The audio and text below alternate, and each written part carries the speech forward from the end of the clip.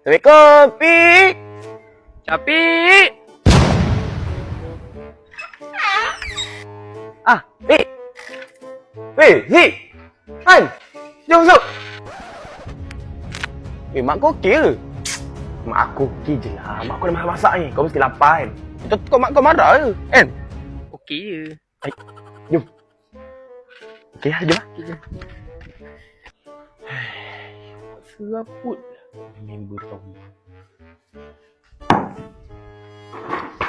Cik. Makan Makan. Buat cari rumah sendiri je tau. Tak apa cik. Susah je. Itulah cik macam susah-susah je. Penat cik masak untuk kita orang. Tak adalah. Tak buat susah-susah apa. Makan je makan. Okay? Makan je. Ya ke? Okey. Okey. Nombor lagi. Ada lagi tak belakang?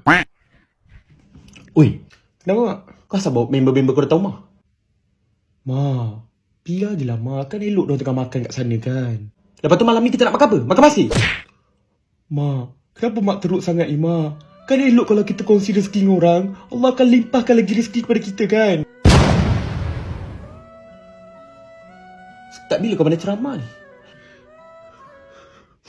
Okeylah. Kalau gitu mak pergi buat air untuk diorang sekejap tau.